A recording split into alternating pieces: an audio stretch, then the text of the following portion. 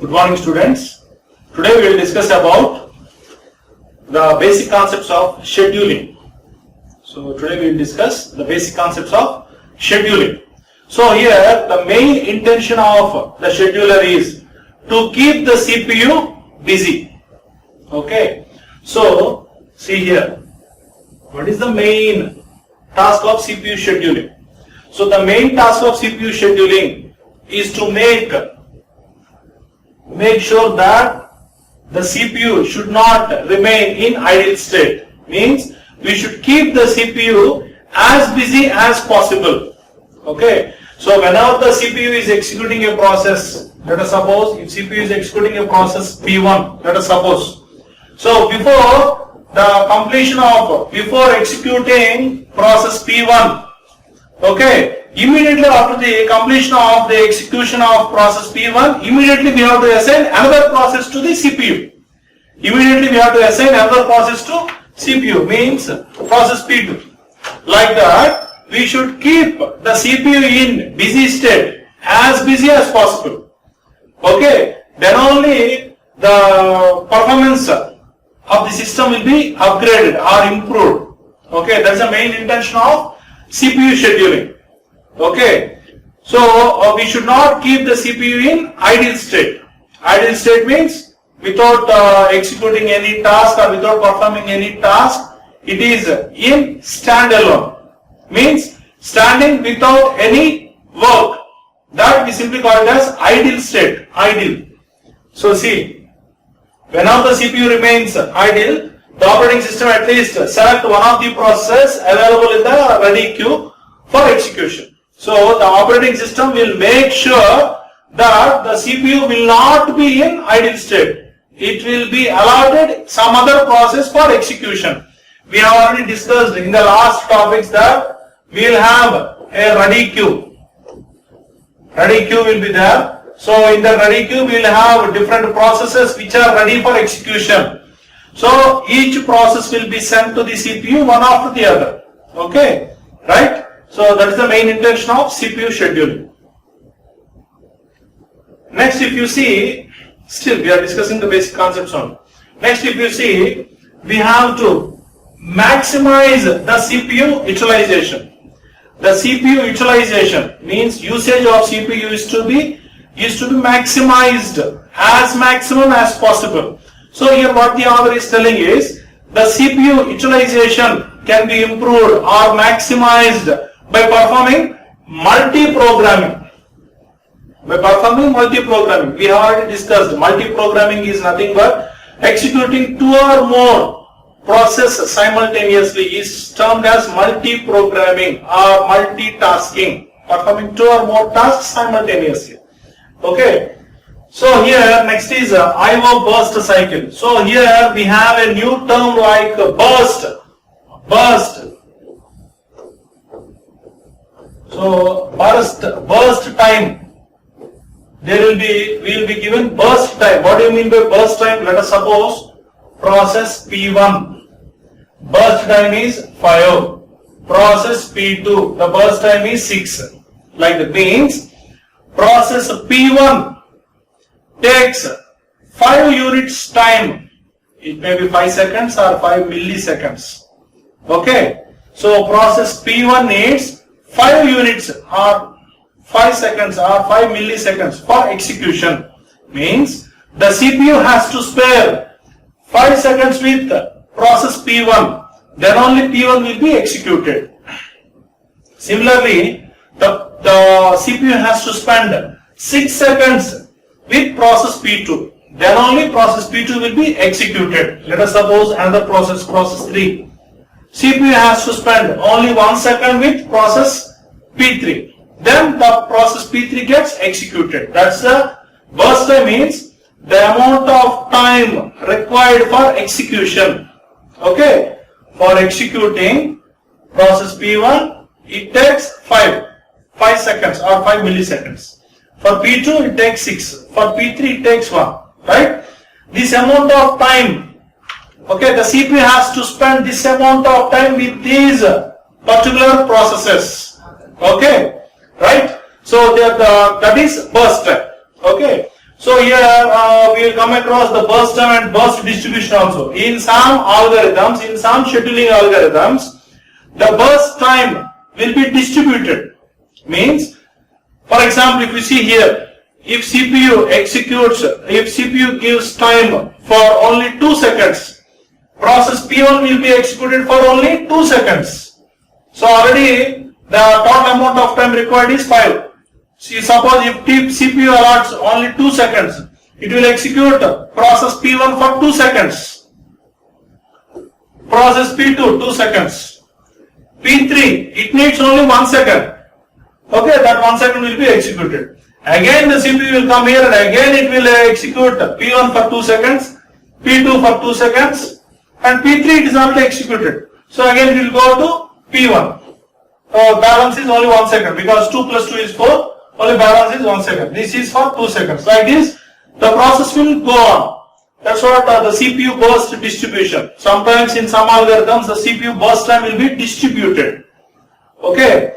So this is something about the basic concepts. Next, we have see, what the CPU will do is, see if you see the CPU.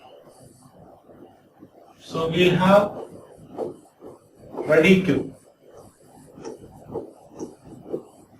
So we have ready queue. Inside this ready queue, we will have different processes: P1, P2, P3, P4, P5, P6, like that.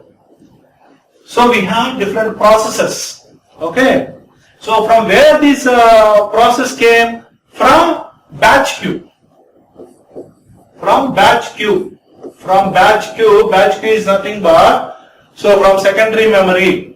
In secondary memory we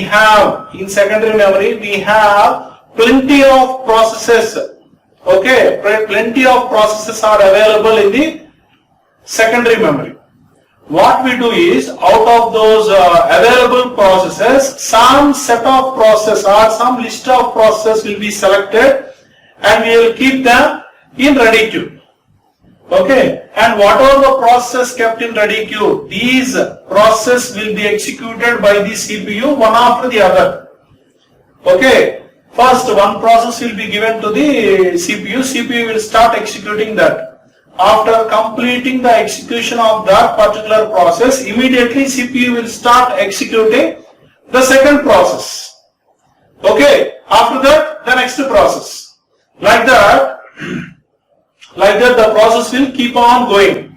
Meanwhile, at some places, okay, the CPU scheduling is used. See, when the CPU is executing a particular process P1, sometimes this process, if the process P1 is completed its execution, then this will be terminated. Yes, hope you are following. If CPU has completed executing process P1, it will be terminated. Suppose before completion, if it has to undergo any IO operation, then it will be sent to waiting state. Okay, then here it will perform the IO operation, and after performing the IO operation, again it will be sent to the ready queue. Again from ready queue, it will be sent for execution. Okay, so like that, different the CPU scheduling has to take decisions in different ways or in different situations. We can say in different situations it has to take the decision when a process is to be kept in running state, when it is to be kept in waiting state, when a process is to be kept from waiting state to running state, waiting state to ready state, like that. So here they have given when a process is to be switched from running to waiting, when it is to be kept in running to ready state, when from waiting to ready state, when it is to be terminated, like that. Different decisions the CPU scheduling has to take. Okay, so we have discussed all these things in the previous classes, right? While we are studying about the state diagram, okay, the state transition diagram, the process state diagram. While discussing the process state diagram, we have discussed this, right? Okay, So when a CPU is executing a particular process, if that process is executed completely, then that process can be terminated. Okay, if that process has to undergo any IO operation, then that particular process should be kept in waiting state. Okay, after performing the IO operation, again it can be kept in ready queue or ready state. From there it will be executed. Okay, or else straight away if the CPU is, if you found that the CPU is in idle state, immediately what we do is from waiting state immediately we can send for execution, right? Okay. So here comes the scheduling criteria. Scheduling criteria. Okay. So there are 5 criteria. We will see them one by one. The first and foremost one is CPU utilization. So we have already discussed how the CPU utilization should be. The CPU utilization means we have to utilize the CPU as much as possible. We should keep the CPU always in busy state. Then only the system performance will be upgraded. Okay. The main scheduling criteria, the main motto of scheduling, CPU scheduling is to keep the CPU in busy state, as busy as possible. Okay, that's the first one. Keep the CPU utilization, to improve the CPU utilization or keep the CPU as busy as possible. Coming to the next one is throughput. Throughput is nothing but, so number of processes completed per unit time. Number of processes, okay, number of processes completed or executed per unit time. So this should also be improved. Yes or no? Because if you improve if the value of throughput is improved, then automatically we say that improved means, so number of processes completed per unit time. If it is 3 processes completed, we have to, if we improve them to 4, means the system performance is upgraded, because per unit time previously 3 processes were executed. Now we have improved them to 4. 4 processes were executed. Okay, the throughput should also be improved. That is second criteria. Coming to the third criteria, it is turnaround time. We have already discussed. Turnaround time is nothing but it is the difference between completion time and arrival time. At what time the process is available? That is arrival time. At what time the process is arrived? At what time it has completed its execution. Okay, that difference is turnaround time. See, the amount of time to execute a particular process. For example, a particular process P1 is arrived at time unit 1. Okay, process P1 has arrived at 1. Okay, its execution is completed at 18. Its execution is completed at 18, but it arrived at 1. So the difference between these two is 18 minus 1 is 17. So turnaround time is 17. Okay, hope you are following, right? Next, coming to the waiting time. So waiting time is nothing but the difference between the turnaround time and burst time. The difference between turnaround time and burst time. The amount of time a particular process is in waiting state. See, the amount of time a process has been waiting in the ready queue. So we already discussed in the ready queue now, number of processes will be there. All these processes, let us suppose here, all the 4 processes are ready for execution. All the 4 processes are ready for execution. So if CPU is executing process P1 first, next P2, next P3, last P4, means P4 is in waiting state till the execution of P1, P2, P3 are completed. Okay, so that we call it as waiting time. The amount of time a process has been waiting in the ready queue. Okay, it is nothing but the difference between turnaround time and burst time. Okay, right. Coming to the last one, response time. Response time is nothing but it is the difference between start time and arrival time. At what time a process was started executing. Suppose if a process P1 is started executing at time interval 4, but it has arrived at 2. Okay, so the response time is it arrived at 2, but it started executing at 4. So 4 minus 2, 2. Okay, so that's what it was given. The amount of time it takes from when a request was submitted until the first response is produced. Means it has arrived and it has sent a message that yes, I am ready.